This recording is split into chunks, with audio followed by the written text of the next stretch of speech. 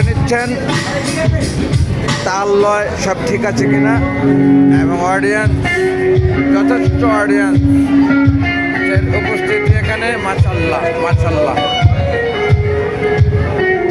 নবীহাট Bangla film club limited picnic 2026।